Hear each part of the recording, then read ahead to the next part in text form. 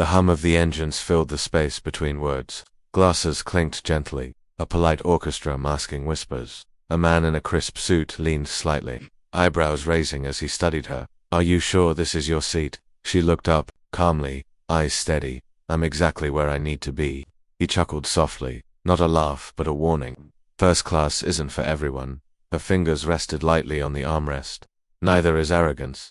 A child peeked over a magazine, wide eyes, and whispered to his mother, "Why is he looking at her like that?" She noticed but didn't flinch. Instead, she adjusted her bag, straightened her posture. Silence pressed in from all sides. Passengers shifted uneasily, forks hovering midair, breaths caught in throats. A flight attendant passed, lowering her voice. "Ma'am, would you like some water?" She nodded, polite, calm, unyielding. "Yes, thank you." The man's smirk faltered just slightly. He leaned back, pretending disinterest, but his fingers drummed nervously against his armrest. A whispered comment floated from the next row. "She doesn't seem like she belongs here." She met the gaze of a woman across the aisle, who looked away quickly. In that instant, a silent alliance formed. Dignity against assumption, against entitlement. He shifted in his seat, uneasy now, noticing the quiet scrutiny of others. Not a single word could undo what the room had seen. Her eyes scanned the cabin, unflinching. The soft hum of the engines continued, but the air had changed. Something unspoken had settled, a quiet tension that promised the calm before a storm. And in that stillness, he reached into her bag, slow, deliberate, unreadable. She adjusted the strap of her bag and moved down the aisle, each step deliberate. Eyes followed, some curious, others judgmental. A man in a tailored suit cleared his throat. "Are you sure you're in the right cabin?" She looked up slowly, calm as a still lake. "I am."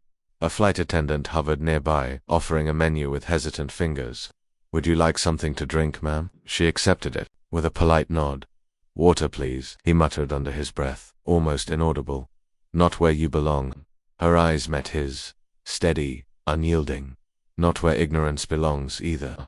A whisper drifted from the next row. "She's confident." A young woman glanced at her phone, raising an eyebrow. "Did you see that? She's not reacting at all." She didn't. She folded her hands neatly on the tray in front of her, silent. Every movement precise, controlled. She had long rehearsed such moments, the world assuming you would shrink, bend, apologize for existing. She did not. The man's smirk faltered, replaced by a flash of irritation. He shifted, trying to reclaim dominance through posture. But she did not waver. A child's small voice cut through the tension. "Mum, why is he frowning at her?" His mother's gaze darted nervously, unsure how to answer. The cabin held its collective breath, passengers watching the slow, unspoken battle. She straightened her shoulders, a small exhale, and settled into her seat. The quiet in the cabin was heavier now, filled with the unasked questions, the unsettled assumptions, the awareness that dignity does not need permission. The man's fingers tapped the armrest, restless. She sipped her water, eyes forward, letting the silence speak louder than any confrontation could. He leaned back in his leather seat, fingers adjusting his cufflinks with deliberate precision. "Are you sure this is your seat?"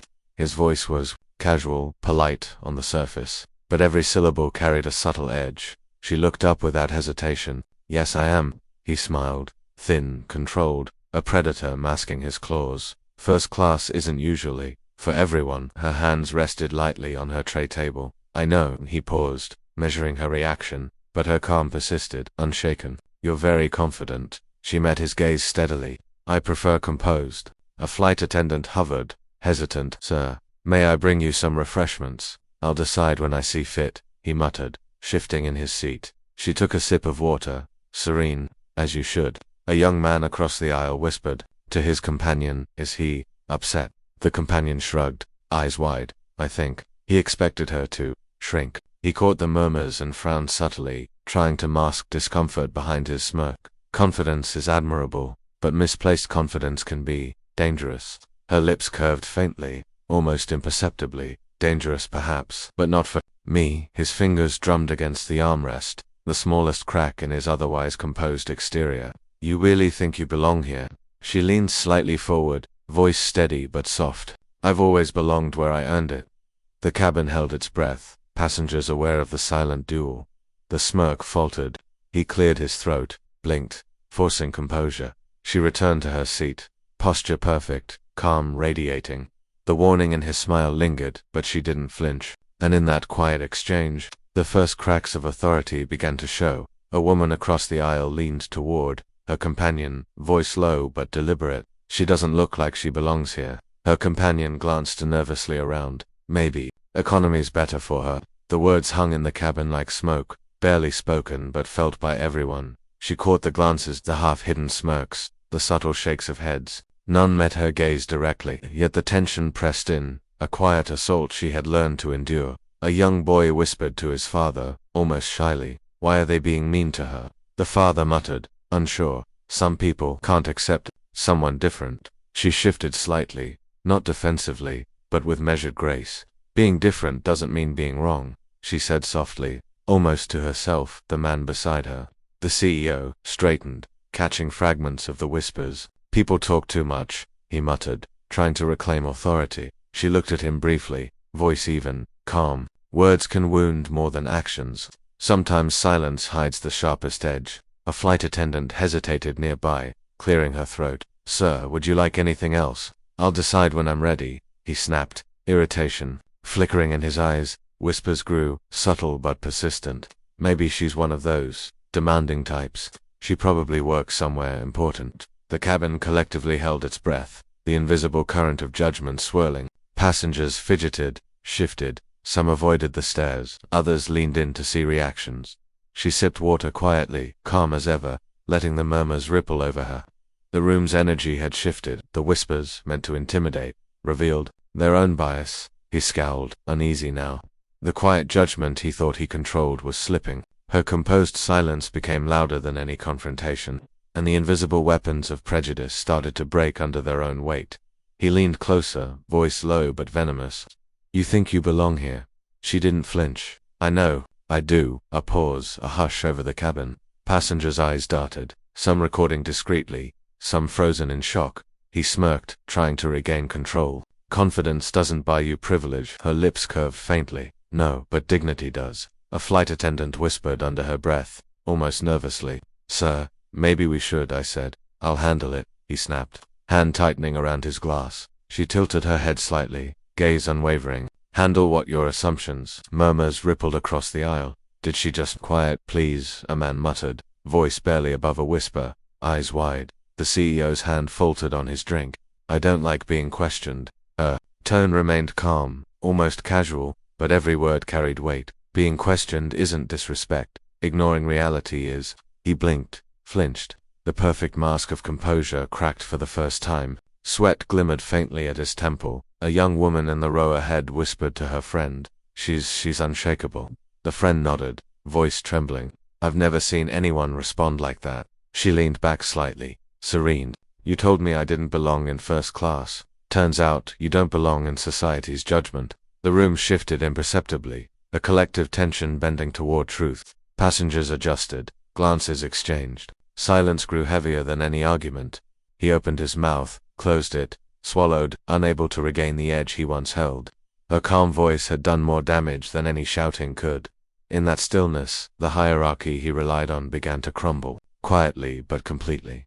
She paused, hand hovering inside her bag, eyes never leaving his. "Curious what's inside?" she asked softly. The CEO's smirk faltered. I doubt it matters," he muttered, voice tight. A passenger shifted, glancing at their phone. Is she about to?" "Quiet," another whispered. She pulled something small from her bag, the metal glinting under the cabin lights. A badge, not jewelry, not an accessory official, undeniable. The CEO's hand twitched, gripping the armrest. That's impossible." Her tone didn't rise, but it cut sharper than any yell. "Not impossible, just unexpected." A flight attendant stammered, voice breaking slightly. "Sir, ma'am, perhaps no," she interrupted gently. "Let him see." He leaned back, trying to mask panic, eyes darting to the badge. Recognition fear flickered, and vanished into disbelief. A man whispered to his wife, "She's FBI. She's the investigator." The white passengers watched, silent witnesses to the unmasking. Some hid their astonishment behind cameras, others leaned forward, captivated by the quiet collapse of Arrogance. Her hand lowered, badge still visible. The room held its breath. She hadn't raised her voice. She hadn't shouted. Yet the weight of her revelation had reshaped the entire first-class cabin. Every eye waited, suspended, knowing the game had just changed and that the power they assumed permanent was now fragile. Exposed. She closed her eyes for a fraction of a second, letting the hum of the cabin merge with memories. Maybe we should hear her idea. A faint voice from years ago echoed in her mind. She remembered nodding, only to be cut off.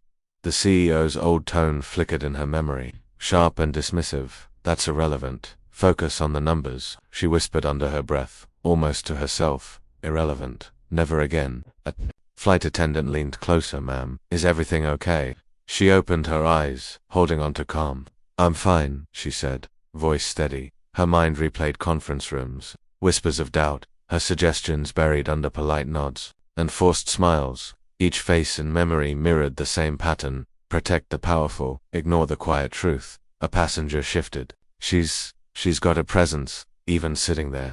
Yes, she murmured, thinking of every time she'd been invisible. Even when invisible, we endure. The CEO's smirk returned in the present, unaware of the history pressing down on her. Still certain this is your seat. She met his gaze. And every seat I've earned before this one. Invisible, but always present. Her internal reflection whispered stronger. Years of dismissal had built patience, strategy, endurance. Each slight, each overlooked comment, every erased idea had taught her control, observation, and timing. Passengers shifted uncomfortably, feeling her quiet authority. Some glanced at their phones, some stared, unsettled by the energy she carried silently. The CEO's confidence faltered. A bead of sweat, a hesitant blink, the first sign cracks could form. She inhaled deeply. You've silenced many before, she said softly. But silence has a way of speaking louder than arrogance. For the first time, the cabin wasn't just watching a confrontation, they were witnessing a reckoning shaped over years. She leaned back slightly, letting her eyes trace the CEO's posture, perfectly poised, yet rigid. She could almost see the invisible lines of his past, each unnoticed complaint, each silenced voice echoing like ghosts. You think you've done well? She asked quietly. Do you ever wonder who paid for your comfort? He blinked, feigning curiosity. Excuse me, your empire, built on whispers, on fear, on people too scared to speak. How many faces have you erased? A flight attendant glanced at her tray, uneasy. Sir, maybe you should. No, she interrupted softly, each word deliberate. Let him hear it. Every small injustice, every overlooked grievance, it all adds up. The CEO's smirk wavered. I reward talent, discipline, mediocrity. Isn't that how it works? She shook her head. Discipline isn't terror. Reward isn't neglect. People left broken in hallways, emails ignored, careers quietly crushed. That's what built your success. A passenger whispered behind them. She's calling him out. Yes, she thought, hearing every memory of her colleagues, past co-workers who vanished silently under his rule. Every quiet resignation, every muffled cry, they all mattered. They all mattered, and you forgot that. The CEO's fingers twitched on the armrest. You don't understand the pressure, you don't understand consequences. She cut in. Not for yourself, not for them. For decades, you shielded yourself with wealth and fear. But here now, every glance, every judgment from those you overlooked, it counts. Passengers shifted uncomfortably, sensing the weight of untold stories pressing into the cabin. He laughed nervously. Stories, ghosts. She leaned in slightly, voice soft, unyielding. Real people, real pain. And today, it all finds its witness. Even silence speaks louder than arrogance. The CEO's composure trembled just enough. He glanced around. Whisper's eyes, unspoken judgment, his empire of silence, was visible. Finally exposed. She set her bag down slowly, letting her gaze sweep over the cabin. Flight attendants hovered near the galley, glancing at her as if unsure how to approach. Can I help you with anything, ma'am? One asked, voice tight, avoiding eye contact. I'd like the first-class menu. Please, she said evenly. The attendant hesitated, fingers brushing over menus already stacked neatly. It's unjust economy right now. She kept her voice soft, unshaken. I think there's been a misunderstanding. I'm seated in first class. Another attendant stepped closer, whispering behind the first. Sir, she's in first. Should we? The CEO leaned back, watching. His smirk hinted at amusement, at ownership of the room. Let them figure it out, he murmured, voice low but sharp. Passengers shifted, noticing the tension. Eyes flicked toward her, then away. A collective holding of breath. I'll wait, she said, calm but firm, letting the silence stretch like a weight between them. The first attendant glanced at her manager, then muttered, I'll get it. But the tray returned slowly, deliberately late. You see, she whispered under her breath, to no one but herself. This is what protection looks like. Quiet, invisible, but felt. Another passenger muttered, almost too softly to hear. It's uncomfortable, isn't it? She nodded subtly, noticing how privilege wrapped around him like armor, shielding, arrogance, ensuring complicity. The cabin, once a place of polished civility, became a mirror reflecting unspoken bias. He laughed lightly, a brittle sound. Takes patience, doesn't it? She looked directly at him, steady and quiet. Patience maybe, but memory is longer, and observation is sharper. Eyes darted, conversations hushed, the crew froze mid-motion, and the oppressive calm cracked slightly. The invisible collusion of privilege was on display, and every witness felt its weight. She doesn't look like she belongs here, a passenger muttered, glancing at her from the corner of his eye. Another whispered, low enough to be barely audible, maybe she should be in economy. She caught the words, but didn't react, her hands folded neatly on her lap. Calm, deliberate, she let the silence stretch, thick and uncomfortable. A young child nearby tilted her head. Mummy, why are they being mean to her? The mother tightened her grip on the child's hand, uneasy. Some people just don't understand. The CEO noticed, a flicker of irritation crossing his face. Really, it's just a seat, he said, voice tight, as though correcting a misperception he couldn't control. She looked at him, steady, quiet. It's never just a seat, it's respect. Something you seem to give selectively. Gasps traveled in hushed waves. The flight attendants exchanged looks, their earlier hesitancy deepening, every small gesture the careful avoidance of eye contact.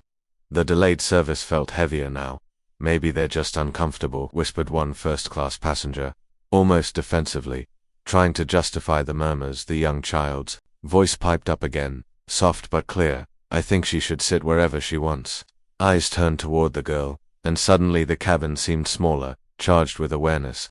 The whispers, once invisible, became louder in conscience. The CEO leaned back, fingers tightening on the armrest. It's absurd, he muttered, voice low. But the tension had shifted. He noticed the cabin's energy.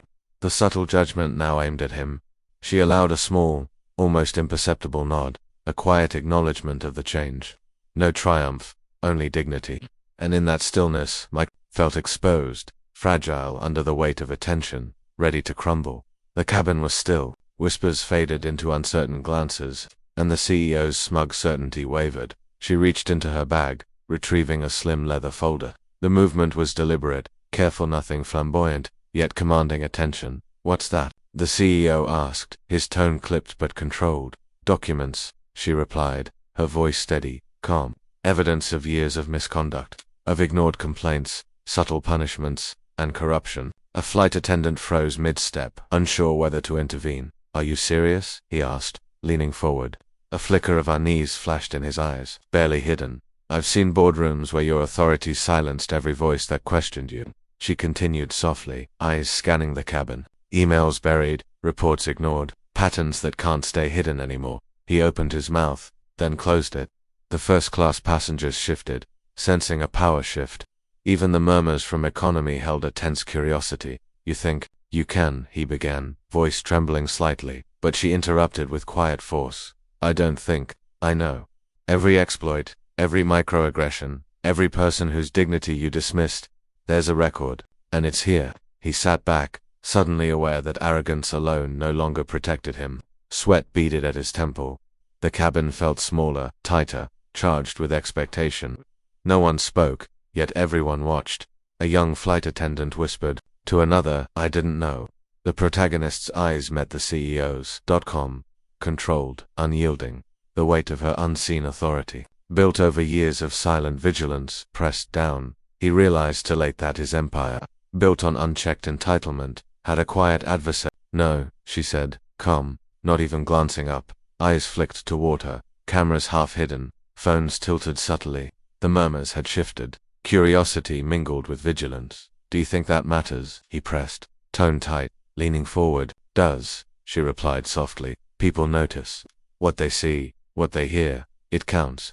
A flight attendant shuffled papers nervously, avoiding eye contact with him.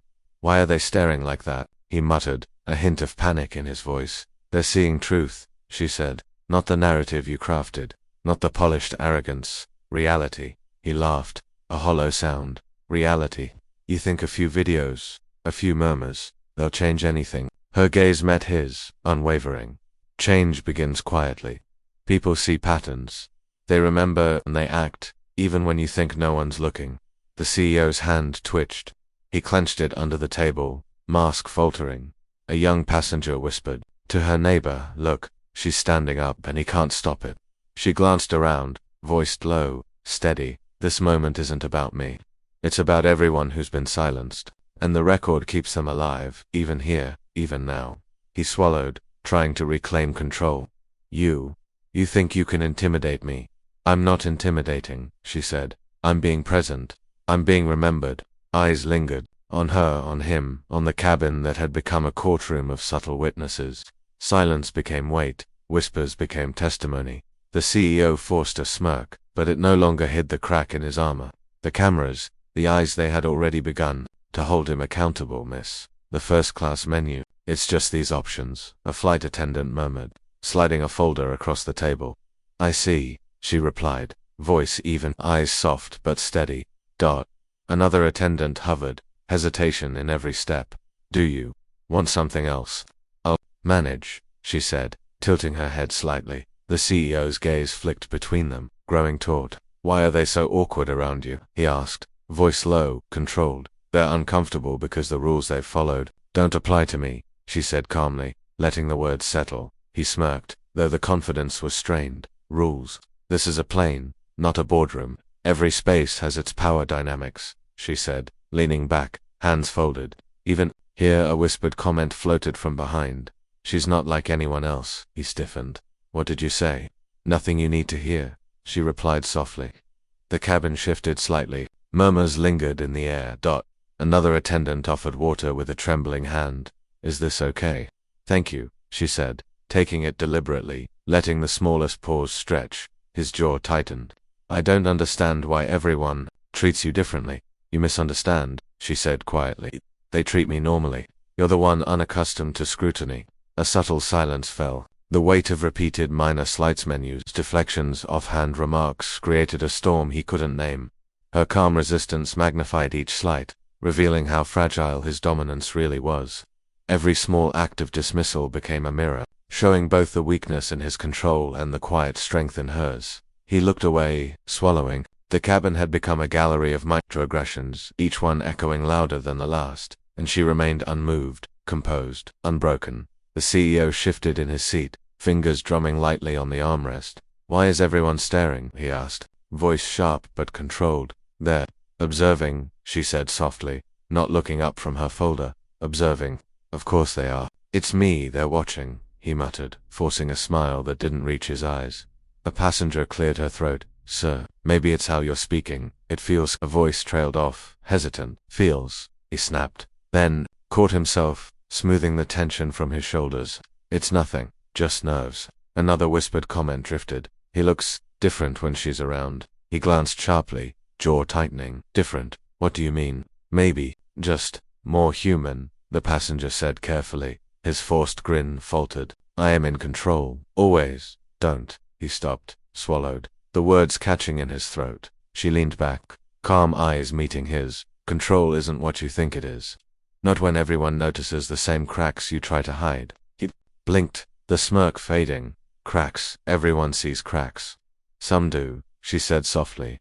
Some will act on them. That's all it takes. A brief silence settled over the cabin, heavy and suffocating. He tried to laugh, but it came out, brittle, hollow. A flight attendant quietly adjusted the serving tray, avoiding eye contact. The murmurs didn't stop. The collective awareness of his unease became tangible, almost oppressive. He pressed his palms to his knees, forcing a composure he no longer felt. The entitlement that had shielded him was colliding with the reality that silence could no longer protect him. Every glance, every subtle recording, every whispered judgment added weight he couldn't deflect. She remained still, composed, the quiet authority in her posture magnifying his unraveling. The room didn't need words. His unseen unease spoke loudly enough. He shifted again, voice clipped. Do you have a problem with the service? Speak up. She met his gaze, calm, almost serene. No problem with the service. Just curious. Who's really in charge here? His lips twitched. What does that mean? Authority, she said softly. It isn't always what you claim. Sometimes it's what people notice when you falter. A murmur ran through the passengers. Someone shuffled uncomfortably. You think you're clever, he said, voice rising slightly, though he fought to stay composed. But I'm not trying to be clever, she interrupted, voice steady, measured. I'm trying to make sure everyone sees what you've always avoided seeing yourself. His hand tightened on the armrest. Avoided seeing myself? What are you implying? Implications aren't necessary, she said, eyes unwavering. The truth is enough. He swallowed, trying to regain footing. You're not making any sense. I think everyone is starting to understand perfectly, she said, letting a small, controlled pause hang in the air. It's all in the details you overlooked. The tiny cracks, the hesitation, the fear in places you never thought to look. A flight attendant glanced down at her tray, then away.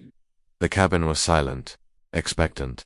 He tried a smile, brittle. Shield that no longer held. I still command. Command isn't claimed, she said softly. It's recognized, and you're about to learn what that feels like. Her gaze held the room captive, silent and forceful. Every passenger felt Itan authority tempered by decades of restraint, a contained fury that needed no words to make itself known. The CEO's faltering composure collided with her unwavering calm, exposing the emptiness of his power. The silence thickened. Even the hum of the engines seemed to pause, matching the weight of her presence. She shifted slightly in her seat, hands resting lightly on the armrest.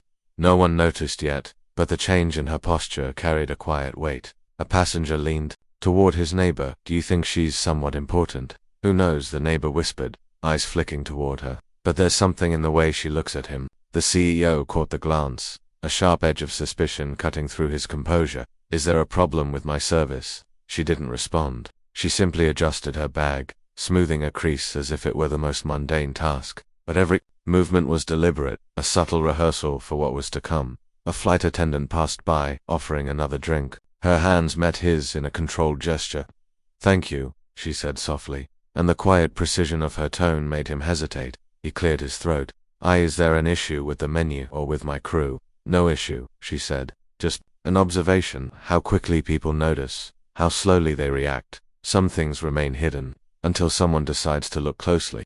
Her words weren't loud, but the pause that followed stretched across the cabin. Passengers felt it, a faint ripple of anticipation threading through the air. He smiled nervously, glancing around. I don't understand. Not yet, she said calmly, but you will. And when you do, everyone here will remember. The moment you realized it wasn't about the seat, the menu, or the service. It was about everything you never saw coming. A hush settled. The hum of the engines, the faint rustle of papers, even whispered speculation, everything converged in that pregnant pause. The room held its breath, unaware they were witnessing the quiet precursor to upheaval. Her hands rested lightly on her bag, eyes steady, heart controlled.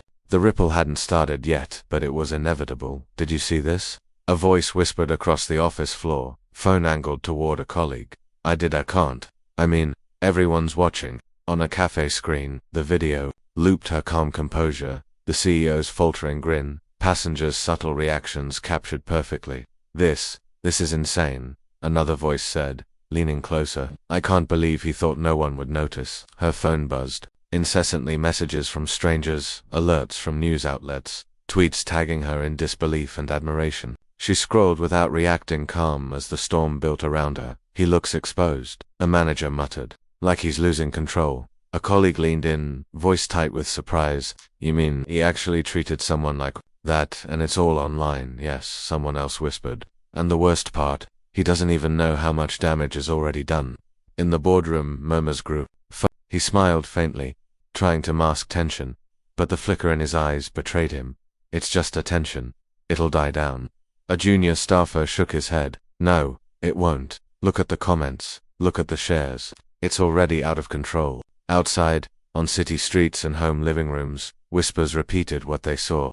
Curiosity and outrage rippling together. She remained silent, phone resting in her hand, letting the momentum gather. Her quiet dignity contrasted sharply with his crumbling veneer. The tide had begun. The ripple she initiated on the plane now surged unseen yet unstoppable, breaking the silence one view at a time.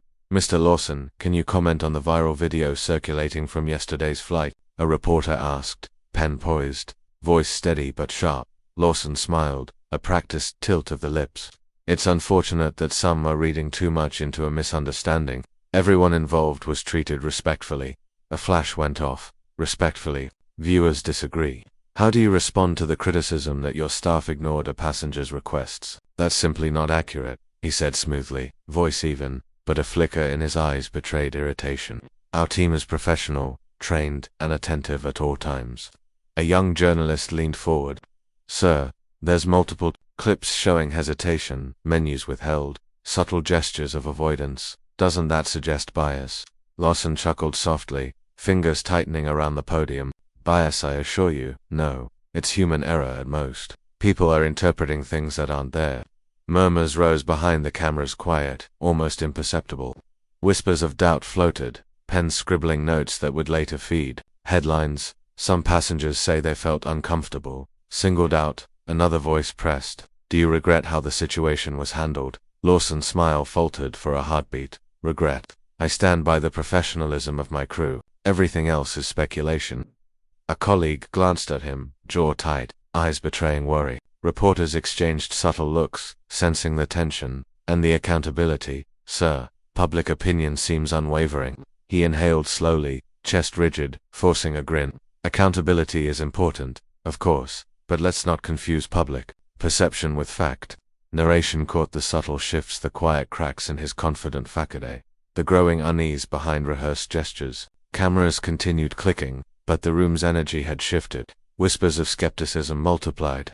His arrogance now met a quiet, collective scrutiny, invisible yet palpable, and the first seeds of doubt had firmly taken root. Lawson straightened, forcing a confident smile as murmurs rippled through the conference room. Let's be clear, nothing here indicates misconduct. A soft click of a badge snapping open cut through the room. All eyes turned. She stepped forward, composed, every movement deliberate. No, she said, voice low but unwavering. I'm the investigator assigned to your case. Gasps, barely whispered. Yet they landed like stones in water. Lawson froze, lips parting slightly, hands trembling almost imperceptibly on the podium. He stammered, eyes darting around, seeking an ally. This must be some mistake. You're not. I am, she interrupted, gaze steady, not a hint of doubt. And everything captured on that flight, every hesitation, every dismissal, every microaggression will be part of the investigation. A reporter whispered to another, she's the one behind the subpoenas, right? Lawson's fingers fidgeted, tightening into fists, then letting go. A bead of sweat slid down his temple, unacknowledged. Are you this as he muttered, voice low, shaky. She didn't raise her voice, she didn't need to. The room held its breath. Impossible for you, perhaps, she said quietly, but the law doesn't bend to arrogance. It doesn't wait for permission. His colleagues shifted, glancing at him now not with admiration but with hesitation, unease. Whispered concerns, fluttered, subtle, yet lethal. You underestimated the quiet ones, she said, stepping closer, badge glinting. Your power isn't invisible, it's accountable. Lawson's smile faltered, lips twitching. The weight of every unchecked decision, every cruel smirk, every casual dismissal pressed on him now, silently crushing his ego. The room felt smaller. Oppressive narration caught the exact moment, decades of entitlement meeting unyielding calm, authority unspoken yet undeniable. The CEO's arrogance cracked, and the room knew it was over. Lawson, she began, voice steady, deliberate. You are charged with fraud, embezzlement, and multiple counts of sustained discriminatory practices within your corporation. Sharp intake of breath from the back of the room. Cameras clicked, pens paused. Every syllable hung in the air like cold steel. This isn't negotiable, she continued. Internal audits, employee statements, financial discrepancies, they all point to a pattern of deliberate misconduct. Lawson's face tightened. I don't understand. There's been a mistake. This is absurd. No mistake, she said, eyes unwavering. Your arrogance, your dismissal of complaints, your assumption of immunity are documented. Witnesses have come forward. Evidence has been verified. A colleague muttered under her breath, barely audible. I never thought I'd see this day. She turned slightly, addressing the room beyond him. Let this serve as a precedent. Silence cannot shield complicity. Power does not erase accountability. Lawson's hands fidgeted on the table, tremors barely hidden. You can't do this.